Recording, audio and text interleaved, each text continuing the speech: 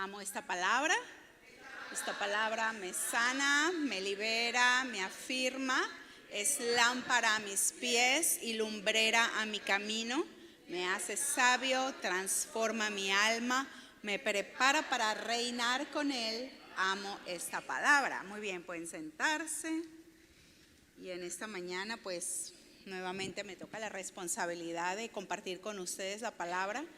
Y la verdad que me ha tocado una porción bastante pesada. No sé qué nombre darle, pero una porción que no es leche espiritual.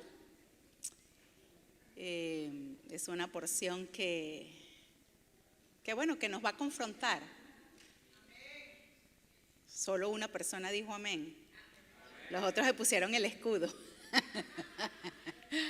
Pero sí, es una palabra que nos va a confrontar. Es una palabra que oro que el Espíritu Santo hoy pase su lámpara, que el Espíritu Santo use su bisturí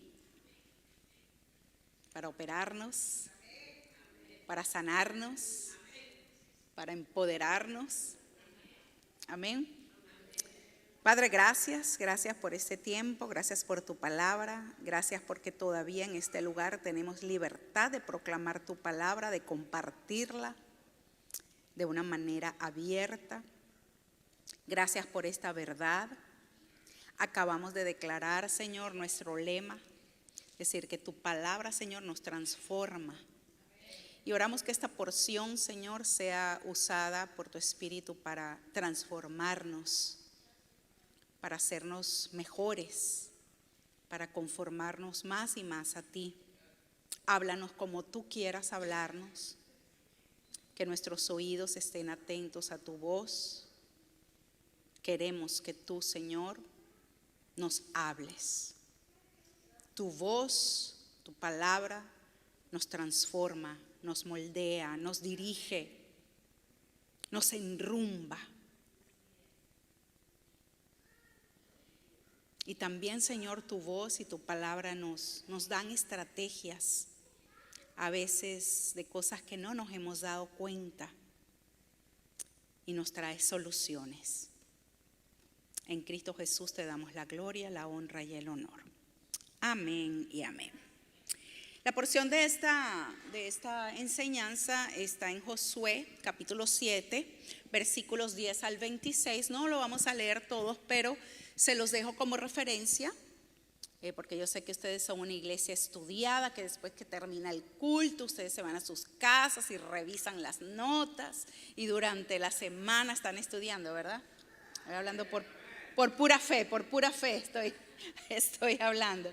Pero sí, yo sé que sí hay algunas personas que toman nota y que les gusta volver a repasar lo que Dios nos ha dicho. Así que ahí se lo dejo en la referencia, Josué capítulo 7, versículos 10 al 26. Bueno, la semana pasada vimos como un hombre llamado Acán cometió un delito, cometió una transgresión. Él desobedeció, violó una orden directa del Señor. Esa orden directa del Señor está registrada en Josué 6, 18 al 19. Dice allí en la Nueva Traducción Viviente, si lo pueden poner en pantalla por favor, dice: no se queden con ninguna cosa que esté destinada para ser destruida, pues de lo contrario ustedes mismos serán destruidos por completo y traerán desgracia al campamento de Israel. Todo lo que esté hecho de plata, de oro, de bronce o de hierro pertenece al Señor y por eso es sagrado. Así que colóquenlo en el tesoro del Señor. Esa fue la orden que Dios les dio al pueblo. Una orden muy clara, una instrucción específica. Les habló de las consecuencias que traerían sobre sí si no cumplían con esta palabra. Y sin embargo, este hombre Acán, que estaba consciente de esta palabra, de esta orden, pues él decidió simple y llanamente desobedecer esa orden de Dios. Vamos a hablar acerca de 3 puntos importantes. Hay muchísimos porque este es un pasaje muy rico en enseñanza, en revelación, pero vamos a hablar de 3 puntos importantes que se encuentran contenidos en este pasaje. Y el primer punto es que Dios es omnisciente. Dios es omnisciente. Omnisciente quiere decir que todo lo sabe. Dios todo lo sabe. No hay absolutamente nada que Dios no sepa. No hay secretos tan escondidos que Dios no sepa. En el Salmo 139, versículo 12, David exclamó: pero ni siquiera en la oscuridad puedo esconderme de ti. Para ti la noche es tan brillante como el día. La oscuridad y la luz son lo mismo para ti. David lo decía en el sentido, no importa si estoy en lo oscuro o en la luz, igual tú me vas a ver. No me puedo esconder de ti, tú todo lo ves, todo lo sabes. El autor de Hebreos dijo en el capítulo 4, verso 13, dijo: no hay nada en toda la creación que esté oculto a Dios. Todo, y todo es todo, está desnudo y expuesto ante sus ojos. Y es a Él a quien rendimos cuentas. Ahora, ¿cuántos sabemos que Dios todo lo sabe? Que Dios todo lo ve. ¿Verdad que no es nada nuevo? Eso no es nada nuevo. Pero sin embargo nos comportamos muchas veces como que si Dios no lo sabe, como que si Dios no lo ve.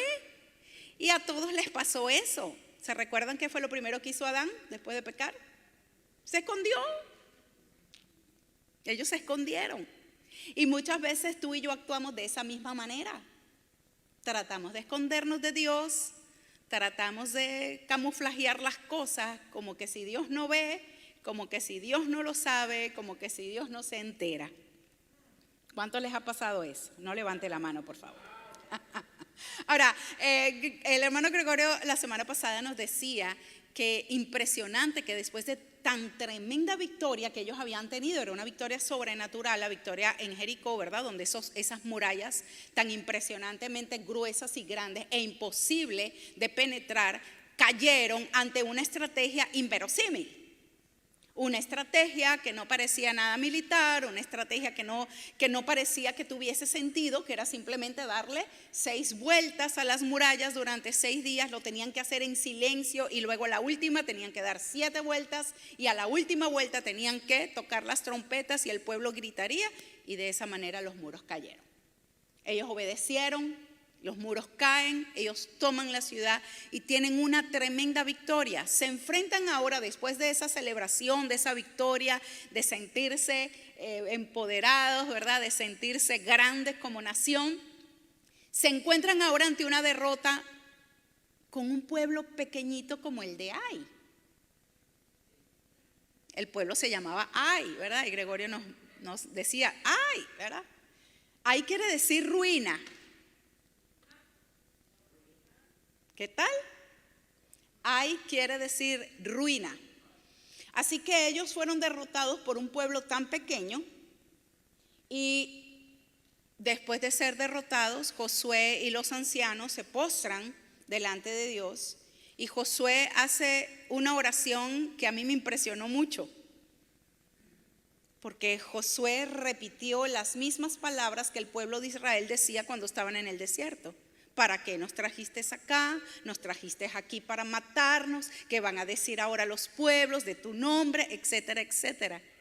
Y me pareció impresionante porque vemos a un Josué guerrero, un Josué que se levantó bajo el manto de Moisés, que vio señales, maravillas, que conoció a este hombre de fe, que vio todas estas cosas, sin embargo se le había pegado esas palabras de su propio pueblo. Y a la hora de encontrarse en una situación difícil, habló igualito como hablaron los demás. A mí eso me pareció impresionante. Pero Dios, que todo lo sabe, que todo lo ve, le dijo: levántate, ¿qué hacen ahí postrados? Israel ha pecado. Ellos violaron el pacto. Y le comienza a mostrar absolutamente todo lo que había pasado. Pero en Josué, en ese capítulo 7, en el versículo 13, Dios les dijo algo impresionante y muy importante. Dios le dijo: nunca derrotarás a tus enemigos hasta que quites esas cosas en medio de ti. Nunca derrotarás a tus enemigos hasta que quites esas cosas que tienes en medio de ti. ¿Y cuáles eran esas cosas? Recordemos que Acán había caído en codicia, tenía codicia en su corazón, y la codicia lo llevó justamente a desobedecer la orden de Dios. Dios les había dicho: no toquen nada del anatema. Esa es la palabra que se usa en la versión Reina Valera. Anatema es lo que está destinado a ser destruido, es lo maldito. Dios les dijo: no tomen nada. Y lo que sea de plata, lo que sea de hierro, lo que sea de oro, eso es mío, le dijo el Señor. Eso me pertenece a mí. Eso lo tienen que llevar para el tesoro del Señor. Este hombre no solo tomó de cosas, como lo vamos a leer después. Él le pareció bien un manto babilónico. Le llamó la atención. Un manto de Babilonia. Pero qué connotación espiritual tan impresionante eso. Un manto babilónico, y sí, agarró monedas de plata y agarró una barra de oro. El manto estaba destinado a ser destruido. Y la plata y el oro tenían que haberlo puesto para el tesoro del Señor. No le correspondía al pueblo, le correspondía a Dios. Y este hombre hizo eso y lo esconde en su carpa, pensando que Dios no lo había visto, pensando que Dios no sabía nada, o que quizás si Dios lo miraba, no lo iba a tomar en cuenta, lo iba a pasar por alto. Y esa acción de Acán es la que trajo como consecuencia la derrota de Israel contra este pueblo Ai, que estaban llamados a conquistarlos porque era parte de la tierra prometida, era parte de la tierra que Dios les daba. Ellos estaban llamados a conquistarlos, a tener victoria, y sufrieron una derrota en un pueblo pequeño. Entonces vemos claramente cómo la desobediencia de un hombre trajo la consecuencia para toda la nación. Y Dios entonces le dije: hasta que no quites lo que está en medio de ti, no vas a tener victoria sobre tus enemigos. Ahora, ese es un principio espiritual para ti, para mí hoy. Hay cosas que todavía tenemos, que estamos ligados a ellas, y que no vamos a ver victoria hasta que no nos despojemos de esas cosas. Y vamos a orar, vamos a reprender, y quizás ayunes y declares y decretes y todo, pero hasta que no saquemos las cosas que tenemos que sacar, ¿verdad? Hasta que no las saquemos, no vamos a obtener victoria. Así que es impresionante de que la manera como quizás Acán pensó, porque también es la manera como tú y yo a veces podemos pensar. Dios no me ve, si me ve no es importante, no va a hacer absolutamente nada. Dios es demasiado misericordioso, Dios me ama tal cual soy. Mientras los demás no se enteren de lo que yo estoy haciendo, todo está bien. Mi vida es mía y lo que yo haga es mi asunto. Son maneras de pensar que son completamente erradas a lo que la Escritura nos muestra. Ahora, Acán lo escondió, ¿verdad? Dice que él lo escondió. ¿De quién lo escondió? Evidentemente, él no quería que el pueblo supiera. Me imagino que tampoco su familia lo sabía. No lo sabemos, no lo dice la Biblia. Si ellos sabían, si estaban de acuerdo, si la esposa le dijo, sí, vamos a esconderlo y después nos disfrutamos de esa plata, ¿verdad? Nos damos un crucerito por ahí. No sabemos si ella fue cómplice o no. Por lo menos en el caso de Ananías y Zafira sabíamos que los dos estaban de acuerdo en mentir, ¿sí? Pero en este caso no dice. Pero habían hijos, a lo mejor niños, no dicen las edades de los hijos. Pero él lo escondió. Vuelvo y repito, no sabemos a quién lo escondió. Se lo escondió de la familia, en primer lugar, pero sí sabemos que lo escondió del resto de la gente, del resto del pueblo. ¿Por qué lo escondió del pueblo? Porque sabía que estaba haciendo mal. Cuando escondemos cosas es porque sabemos que está mal, ¿sí o no? ¿Qué cosas tú no quieres que los demás sepan? ¿Por qué? Muy posiblemente porque en el fondo sabes que está mal. Él lo escondió porque él dijo, yo sé lo que Dios dijo. Yo sé que Dios dio una orden. Yo estoy violando esa orden, pero no quiero que el pueblo se entere. Ahora, dígame aquí entre nos, si a veces no nos comportamos de esa manera. Que los hermanos no sepan, que el pastor no sepa.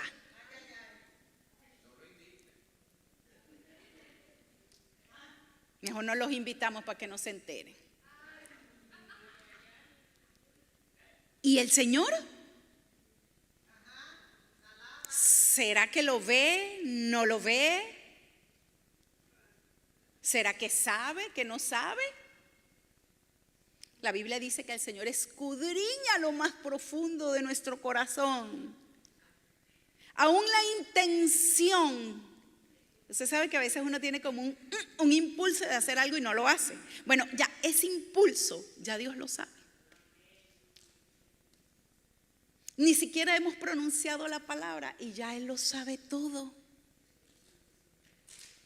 Pero por alguna razón como que dejamos que estas cosas nos cieguen. Nos turben la manera de pensar y decimos, Dios no lo ve.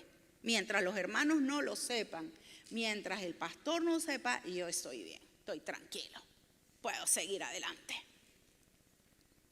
Dios todo lo sabe, Dios todo lo ve.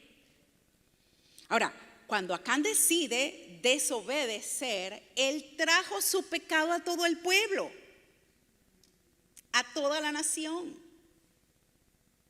Mire, Dios nos ve como iglesia. La iglesia es el cuerpo de Cristo. Y el apóstol Pablo nos da esa analogía de cuerpo y nos hace entender de que un cuerpo no es un ojo por allá, una oreja por allá, una pierna. No, un cuerpo es un todo que está unido. Que cuando un miembro se duele, todo se duele. Todos hemos experimentado tener un dolor en alguna parte y cómo nos arruina todo. Aunque sigamos trabajando, pero está el dolor. Y tú sabes, el cuerpo, hasta que llega un momento que te drena la energía, te cansa, porque es una batalla de un miembro, de algo que está pasando que no está bien y cómo te afecta en todo. Eso mismo pasa a nivel espiritual. Esa misma situación ocurrió aquí. Él desobedece las palabras y las consecuencias vinieron sobre todos. Israel sufrió la derrota, algunos perdieron la vida, creo que fueron como 36 personas que perdieron la vida.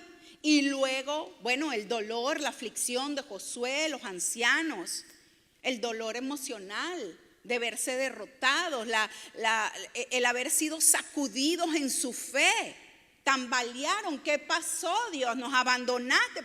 ¿Qué pasó? No nos pasa así cuando otros pecan. ¿Qué pasó? Dios, ¿qué pasó con esta persona? ¿Qué pasó aquí? ¿Qué pasó allá? ¿Verdad? Y nos afecta. Lo menos que nos puede afectar, entre comillas, es la parte emocional. Pero hay otras áreas mucho más allá que a lo mejor no dimensionamos y que nos afectan. El hermano Gregorio la semana pasada hablaba del caso de María, la hermana de Moisés. Y eso es un caso, son principios espirituales. ¿Qué pasó con María? Ella se dio el permiso, ¿verdad?, de criticar a Moisés, de murmurar contra él. Y Dios se enojó. Porque Moisés era su profeta, su escogido. Y aparte de eso, era su líder espiritual. Ella tenía que respetar la autoridad de Moisés, así fuese su hermano carnal. Y dice que se llenó de lepra. Y la situación fue que había entonces que apartarla, porque estaba leprosa. La misericordia del Señor fue que ella fue restaurada 7 días. Pero dice allí que el campamento no pudo avanzar. La crítica fue de María, la lepra la llevó ella, pero trajo un retraso al campamento. Hasta que ella no se restauró y fue vuelta de nuevo al campamento, ellas no pudieron avanzar.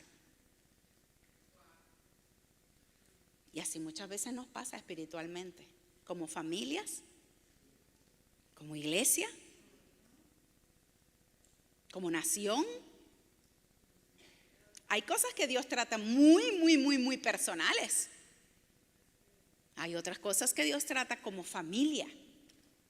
Hay otras cosas que Dios trata como nación. Y hay cosas que Dios trata con congregaciones específicas enteras o con toda la iglesia. Impresionante, ¿verdad? Respire un poquito por aquí.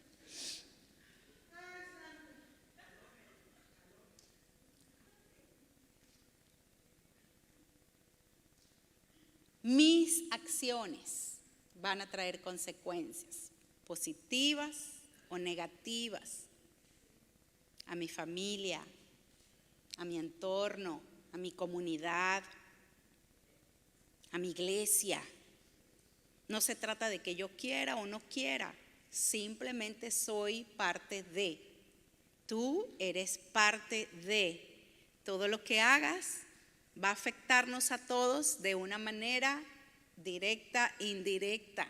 Quizás a veces no lo sabemos, no nos imaginamos. Pero como iglesia nos afecta. Ahora, antes de seguirle tirando piedras a Can, ¿verdad? Vamos a usar esta parte de la palabra como un espejo, porque de eso se trata. La palabra es la que es espejo para nosotros y debemos vernos allí. Por eso titulé este mensaje, ¿el pecado de Adán o el mío? Porque es fácil verlo allí como Acán. Ay, ese Acán, ¿cómo se le ocurre? Ya va, vamos a vernos nosotros. ¿Qué orden del Señor yo estoy desobedeciendo? Que yo sé que Dios lo dijo. Pero, no importa. No es tan importante. ¿Qué estoy escondiendo de mi familia? De la iglesia, en el trabajo. ¿Qué cosas estoy escondiendo? Solamente quiero recordarte, Dios ya lo sabe. Dios lo ve.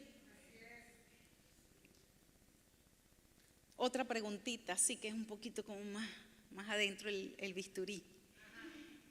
¿Qué estoy tomando para mí que le pertenece a Dios?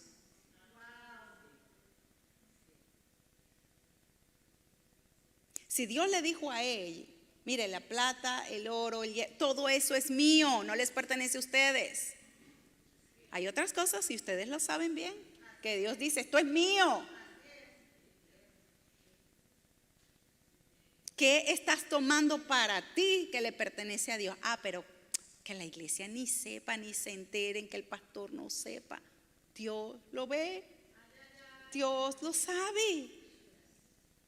¿Qué consecuencias puedo traer a mi vida, a mi casa, a mi iglesia, de no tomar una decisión? Ok, seguimos. Punto 2. No se me vayan a desangrar, por favor. Punto 2. Acán confesó solo después de ser descubierto.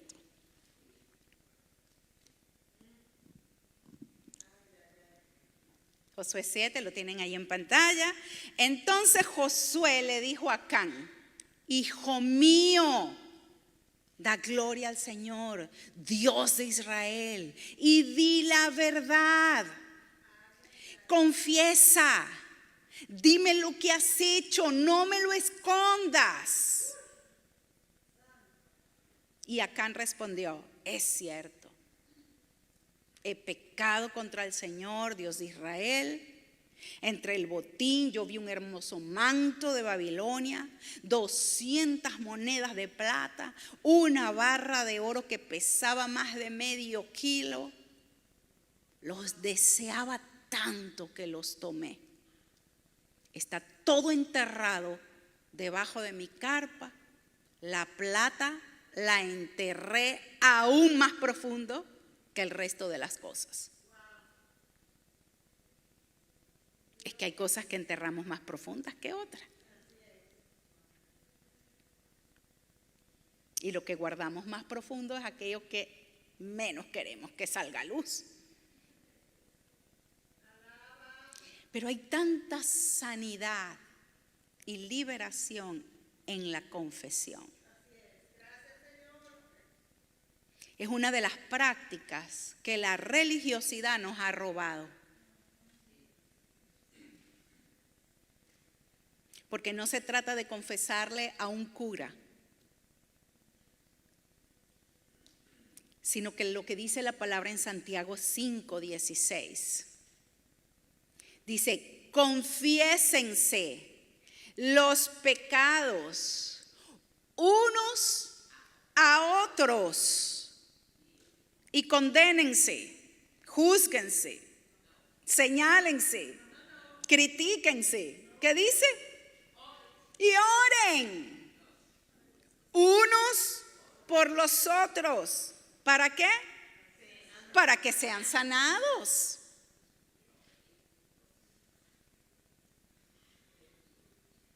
La oración ferviente de una persona justa tiene mucho poder y da resultados maravillosos. En la versión Reina Valera lo conocemos más, ¿verdad? Dice: la oración del justo puede mucho, y lo usamos en otros contextos. No digo que sea errado no usarlo en otro contexto, pero esta es aquí. La oración del justo puede mucho. Está en el contexto de que nos confesemos unos a otros nuestros pecados y oremos los unos por los otros. ¿Por qué nos manda a orar los unos por los otros? Porque todos pecamos, mis amados. ¿Sí o no? Y por eso es que digo que la religiosidad nos ha robado la práctica, porque la religiosidad nos ha hecho creer muchas veces que yo, como ya yo tengo tiempo en el Señor, yo soy el super santo, la super santa,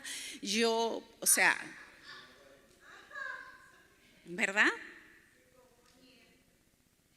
Y entonces, si mi hermano me va a confesar un pecado, yo me voy a escandalizar y voy a decir: yo jamás haría algo como eso.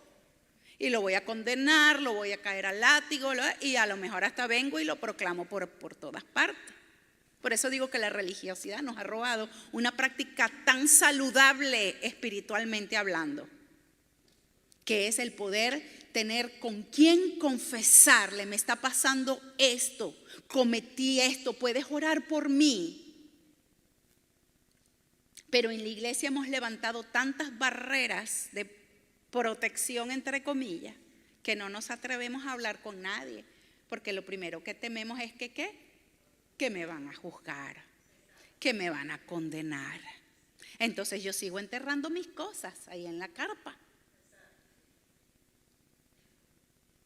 Fíjense que es tremendo, porque no dice confiéseselo al Señor, lo cual sabemos que así es. La palabra dice que si confesamos nuestros pecados, ¿qué dice la palabra? Él es fiel y justo para perdonarnos y limpiarnos de toda maldad. Se supone que lo vamos a confesar ante el Señor. Pero es que hay cosas que se necesitan, no solo confesarlo ante el Señor, sino confesarlo en el cuerpo. Sacar a la luz. Y allí lo dice claramente, es para que oren unos por otros, ¿para qué? Para que sean sanados.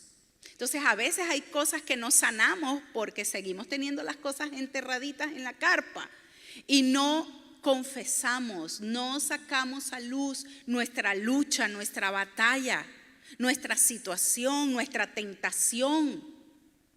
No pedimos oración por esas cosas, como que nos avergüenza. Y es que todos necesitamos de la gracia del Señor. El que no necesita de la gracia es el que ya se graduó, que está allá arriba. Pero mientras tú y yo estemos aquí, necesitamos su misericordia, necesitamos su gracia, necesitamos seguir creciendo, avanzando, limpiándonos, sanando, tomando victoria sobre el pecado que nos asedia. Todos, no hay uno. La palabra dice no hay justo ni aún uno. Entonces, ¿qué hubiese pasado si Acán hubiese confesado su pecado antes de ser descubierto? ¿Se imaginan? Otra hubiese sido la historia. Ni siquiera estamos diciendo si no hubiese pecado, sino que si hubiese confesado. Otro cuento. No tienen la derrota que hubiesen tenido. Porque él, en esa victoria de Jericó, es que él tiene esta codicia, toma estas cosas y después es que ellos se enfrentan a Jai.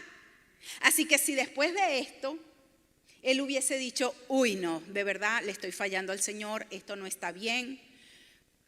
No, mira Josué, ven acá, tengo algo que decirte, de verdad, mira, no sé qué me pasó, me cegué, yo tomé esto, quiero devolverlo, no, de verdad me arrepiento. Mis amados, ellos no tienen la derrota, 36 personas no pierden la vida. No pasa eso. Acán de verdad tenía un corazón endurecido, porque aún en la derrota, que ve que 36 personas pierden la vida por su desobediencia, ni siquiera vino y confesó. Nunca saltó a decir, uy, fui yo, perdón. Fíjense qué diferente Jonás. ¿Se acuerdan de Jonás? Jonás estaba huyendo del Señor. Y cuando él vio que toda esta situación estaba viniendo en el barco, él dijo, es culpa mía, me tiro del barco, soy yo el culpable. Yo soy el que estoy provocando esta tormenta. Y se lanzó a las aguas para no traer, ¿verdad?, mayor perjuicio a las personas que estaban en el barco. Pero acá no hizo eso. Y Dios dijo, mira, yo los voy a llamar, por tribu los voy a llamar por familia y voy a llamar por nombre.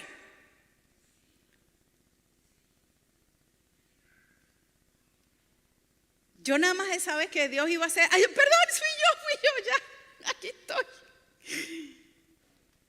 Pero Acán, no sé, su mente pensó, Dios no lo va a hacer. Dios me ama demasiado. Hay gente que dice, Dios me ama demasiado y eso, yo no voy a tener consecuencias porque Dios me ama demasiado. Autoengaño. Es cierto que Dios te ama, pero su palabra se va a cumplir. Y el Señor les dijo claramente, el que desobedezca va a traer una desgracia sobre su vida y sobre Israel. Lo dijo Dios. La palabra se iba a cumplir. Proverbios 28:13 dice, los que encubren sus pecados no prosperarán. Pero si los confiesan y los abandonan, recibirán misericordia. ¿Si los qué? Y los abandonan. Alcanza misericordia. Eso le hubiese pasado a Acán. Si hubiese confesado, hubiese devuelto lo que se robó, hubiese alcanzado misericordia. Su familia, él y su esposa, sus hijos, a lo mejor hubiesen muerto de viejo. Pero él atrajo la desgracia para sí, para su casa y para la nación. Josué tenía un corazón paternal. Él dijo, hijo mío, manera de hablar, tan bonito. Quiere decir que Acán era alguien apreciado. Había un nexo. Pero eso no lo iba a librar a Acán. Puede ser el hijo del pastor, puede ser el hijo del que canta, puede ser el hijo de quien sea, del predicador más famoso. Y eso no nos libra de las consecuencias de tener una vida de pecado y no apartarnos de ello.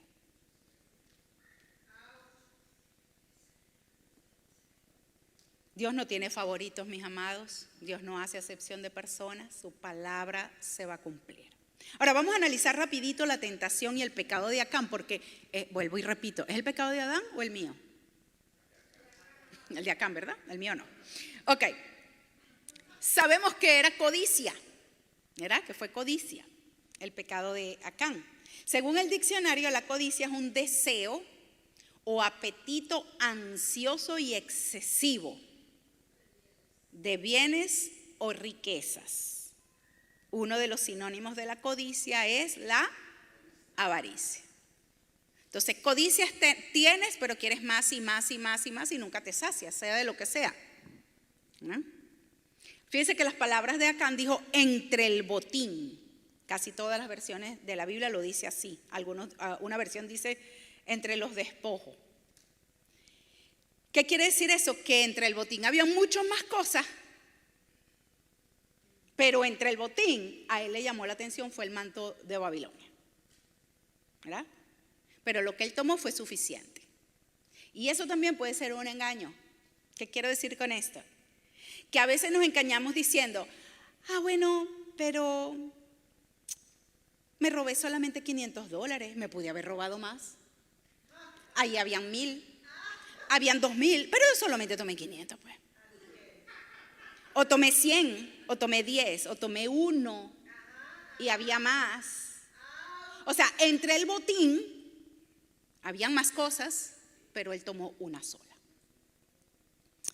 Bueno, pero tampoco es que es exagerado, o sea, fue una sola noche, pues. No es que fue toda la semana, fue una sola noche. Una sola botella. Tampoco es que fueron 3 ni 5. O sea, podemos seguir y seguir y seguir, y a veces el engaño del pecado nos hace creer que lo que hicimos no amerita una consecuencia. El principio espiritual de la palabra es un poco de levadura. ¿Qué hace? Leuda toda la masa. Un poquito de levadura, ¿leuda qué? Toda la masa. Cuando estudiaba evangelismo explosivo, me recuerdo bien el ejemplo que nos daban cuando íbamos a evangelizar. Ya ve que como hispanos tenemos una cultura, una mentalidad que tiende mucho a las obras. Si soy buena gente, yo voy al cielo, ¿verdad? Esa es la mentalidad de la mayoría. Como yo no le hago mal a nadie, yo voy al cielo, ¿verdad? Yo no robo, yo no mato, yo no peco. Entonces yo voy al cielo porque soy una buena persona y hago buenas obras. Y nos enseñaban a decirle que preparáramos un omelette. Si te imaginabas preparar un omelette, que es ¿verdad? Un omelette, y tomas varios huevos y los bates. Imagínate que a ese omelette que vas a hacer 5 huevos le vas a echar 1 podrido, 1 solo, pero tienes 5 que están buenos y lo mezclas. ¿Te lo comerías? ¿Por qué? Porque a 1 solo que se lo eches a la mezcla ya pudrió todo. Así es el pecado, mis amados. Un poquito de levadura leuda toda la masa. ¿Por qué digo esto? Porque yo sé que el Espíritu Santo está despertando nuestra conciencia. Que no estamos prestando atención a las cosas pequeñitas y nos estamos engañando. Bueno, pero es una cosita pequeña, no importa, ¿verdad? Él dice, vi un hermoso manto, 200 monedas de plata. Él vio, ese es el otro punto de la tentación. Lo que vemos va a provocar una reacción. Dentro de todo el botín, él le puso la mirada al manto de Babilonia, a las monedas de plata y a la barra de oro. ¿Qué estamos viendo que nos está provocando acciones a tomar? Todo lo que vemos nos va a afectar de una manera positiva o negativa. Aún si no accionamos, lo que vemos está generando estímulos internos. Y el Señor, por ejemplo, el Señor Jesús dijo, si tú miras a una mujer para codiciarla, ya adulteraste con ella en tu corazón. No la tocaste, no la invitaste, no saliste, o una mujer a un hombre. No lo invitaste, no saliste con él, pero si lo codiciaste, si la codiciaste, ya eso es un adulterio porque generó un estímulo dentro de ti, imágenes dentro de ti y pecaste en tu corazón. Nadie lo sabe, nadie lo vio, pero Dios lo mira, Dios lo sabe. Así que tomemos o no físicamente, lo que codiciamos está en nuestros corazones. Todo comienza con lo que vemos. A veces la codicia no solamente es dinero o bienes, como lo dice el diccionario, sino que lo estamos viendo desde el punto de vista sexual también. Que estamos viendo en TikTok, que estamos viendo en Netflix, que estamos viendo en el internet, que nadie lo sabe, pero Dios lo ve. Codicia, exceso de deseo, ansiedad por algo. Ahora, Dios ve esas cosas no es para condenarnos, Dios quiere sanarnos, Dios quiere restaurarnos. El apóstol Juan lo expresa de esta manera en 1 de Juan 2:16, dice, pues el mundo solo ofrece un ¿qué? Intenso deseo por el placer físico. Si estamos en una generación que promueve el placer físico, es esta, de una manera desmedida. Ofrece intenso deseo por el placer físico, un deseo que es insaciable por todo lo que vemos. Mujeres, Shein, Amazon, que estamos mirando, un deseo insaciable por todo lo que vemos. El orgullo de nuestros logros y posesiones. Nada de eso, dice el apóstol Juan, proviene del Padre, sino que viene ¿de qué? Del mundo. Y este mundo se acaba junto con todo lo que la gente tanto desea. Pero el que hace lo que a Dios le agrada vivirá para siempre. Miren, estos días vi un testimonio de un muchacho durísimo, me golpeó. Dije, Dios mío, ¿qué estamos enseñando en la iglesia, en la casa del Señor? Que estamos creyendo como hijos de Dios. El muchacho joven se metió, no sé cuántos lo pudieron haber visto, se metió en un ayuno de 40 días. ¿Sabes para qué? ¿Alguno tiene alguna idea? ¿Para qué tú te meterías en un ayuno de 40 días? Nadie dice no, porque nadie va a ayunar 40 días. Pero imagínate, algo que tú desees tanto que tú dices, yo voy a entrar en un ayuno de 40 días por esta situación. ¿Ah? Una grande. El muchacho se metió en un ayuno de 40 días para que Dios le diera un Lamborghini. Casi se muere. Casi se muere. O sea, se va en carro, pero no de fuego, al cielo.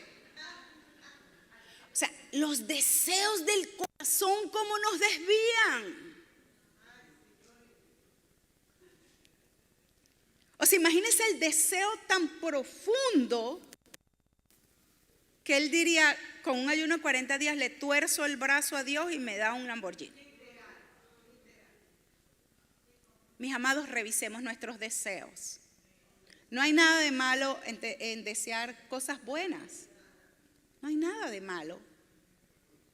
Pero cuidado con la codicia. Cuidado con la avaricia. Dios es un Dios que nos da cosas buenas, Él lo dice en su palabra. Dios es un Dios que Él quiere que disfrutemos de lo que Él nos permite tener. Eso lo dice la palabra del Señor. Es más, Dios dice, deleítate, así mismo dice su palabra, deleítate en el Señor y Él te va a dar los deseos del corazón. Pero tienes que hacer que Él sea tu deleite, no el mundo. ¿Qué estamos deseando? ¿Qué estamos codiciando? ¿Qué cosas no somos, que somos imparables de te quiero esto y quiero más y más y más y compro y compro y compro y compro y compro y compro y compro y compro y no lo necesito, pero compro? ¿Qué cosas estamos acumulando? ¿Qué cosas estamos reteniendo? Cuidado con la codicia, cuidado con la avaricia. La codicia de Acán lo llevó a la desgracia de su vida y de su familia y de una nación entera. ¿Sabe? Acán murió apedreado, luego los quemaron y en el lugar donde los apedrearon y los quemaron era llamado el Valle de Acor, el Valle de la Desgracia. Acor significa desgracia o aflicción. Y ese es el punto 3. El pecado nos lleva a todos al valle de la aflicción.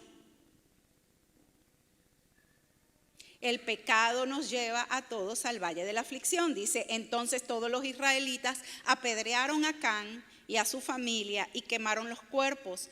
Apilaron un montón de piedras sobre Acán, las cuales siguen allí hasta el día de hoy. Por eso desde entonces al lugar se le llama el valle de la aflicción. ¿De qué le sirvió?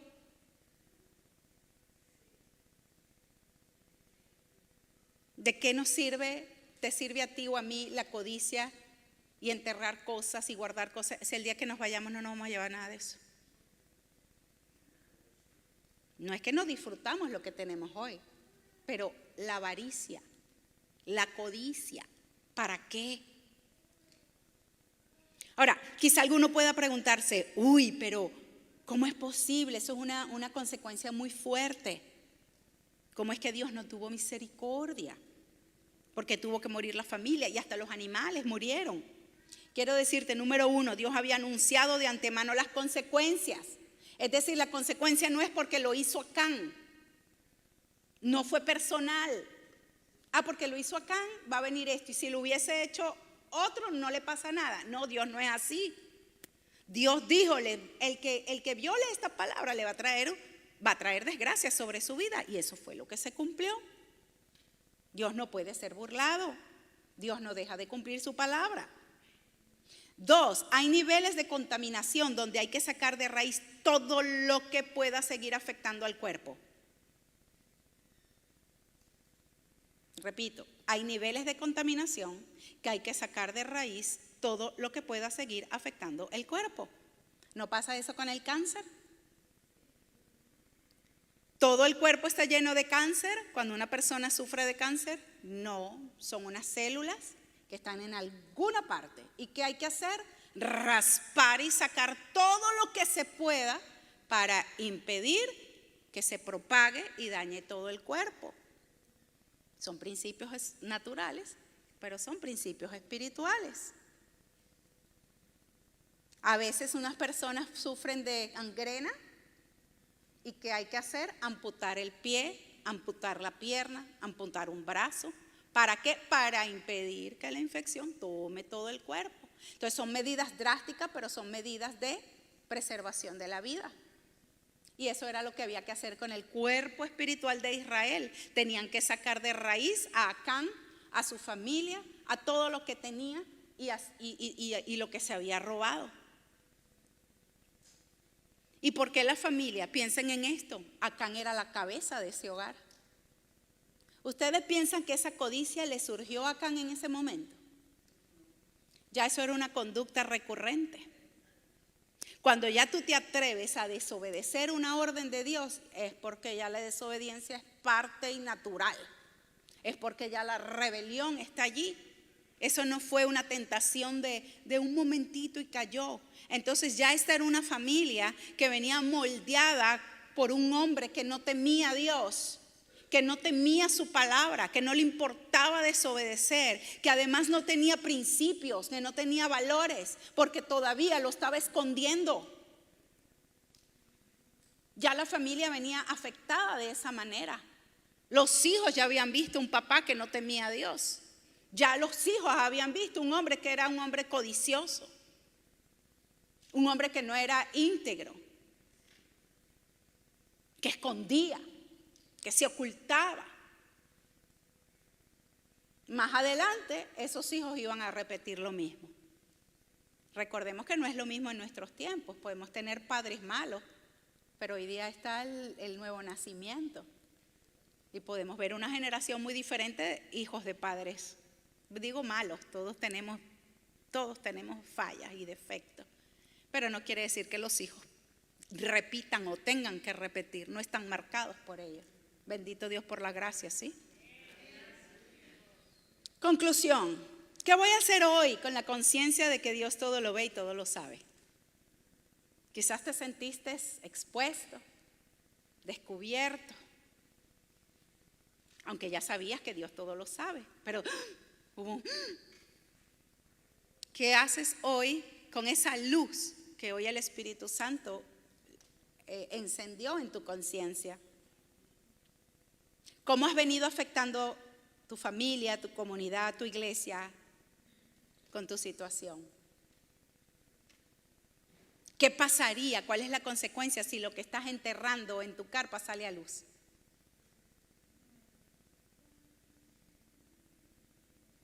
¿Qué decisión vas a tomar hoy ante lo que tienes escondido?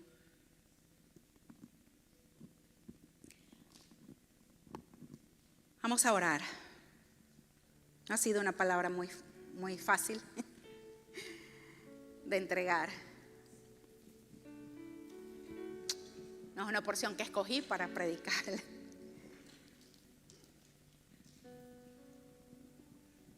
Pero Dios es bueno. Pablo dijo, gracias doy por Jesucristo.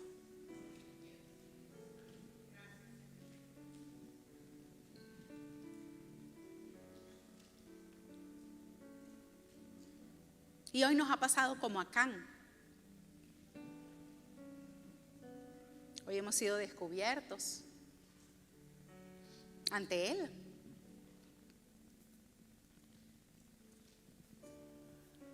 Hoy a través de estas palabras el Señor nos está diciendo, hijo, hija, declárame lo que has hecho.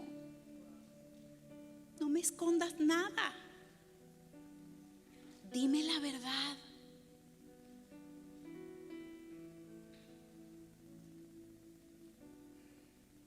¿Y sabes qué es lo más bello? Que hoy vamos a ser quemados, pero quemados por el fuego del Espíritu Santo.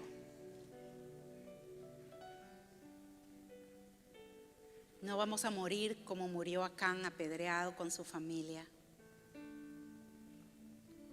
Hoy podemos tomar esta palabra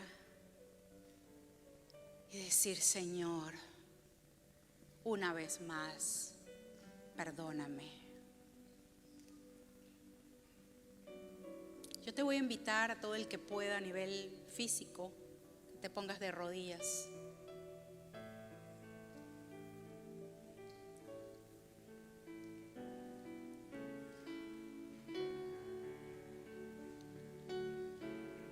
No lo hago yo porque no lo necesites, simplemente porque estoy dirigiendo.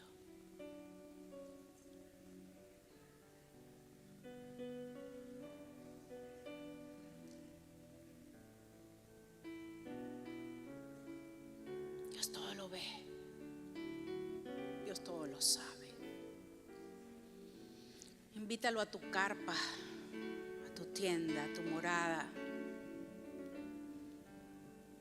Y dile, Señor, he escondido cosas y hay cosas aún más escondidas, pero ya no las puedo seguir ocultando de tu vista.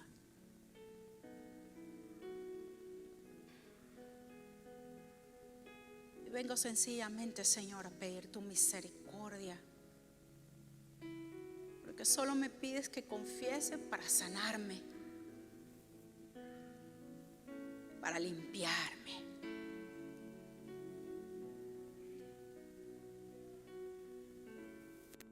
Hoy, Señor, ante tu luz,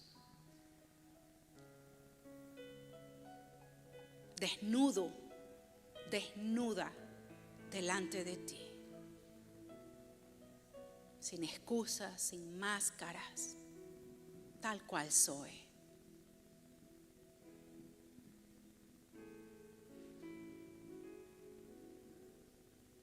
Gracias por tanto amor.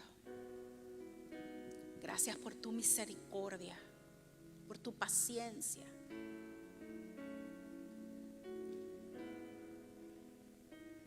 Perdóname.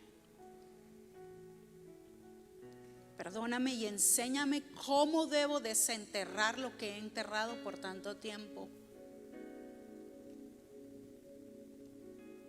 Dame la estrategia. Quiero serte fiel. Quiero ser un vaso limpio.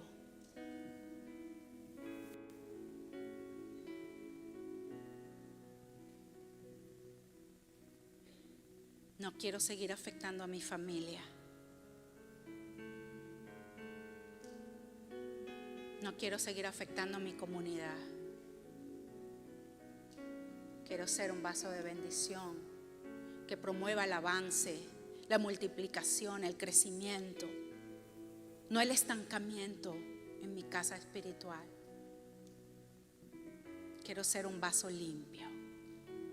Que tu sangre en este momento, Señor, me lave de toda mi maldad, de todo mi pecado, de toda codicia.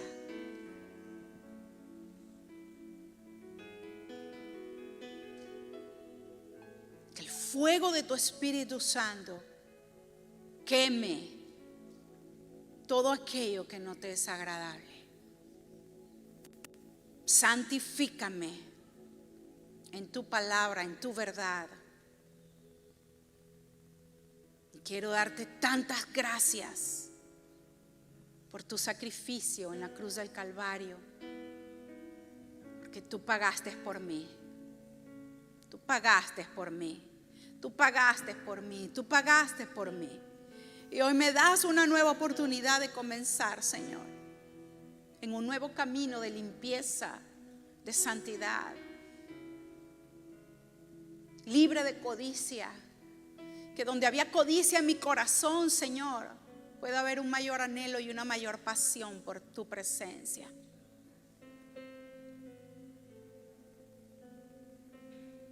Gracias por tanta gracia, porque a pesar de saber lo que he escondido en mi carpa, tú me llamas hijo, me llamas hija. Porque un corazón contrito y humillado tú no desprecias. Oh, gracias, Padre. Oh, gracias. Vamos, dale gracias, dale gracias. Gracias, Señor. Gracias porque no hay condenación para los que estamos en Cristo Jesús. Gracias, gracias porque el acusador no tiene derecho legal. Oh, gracias, Señor. Gracias, gracias, gracias.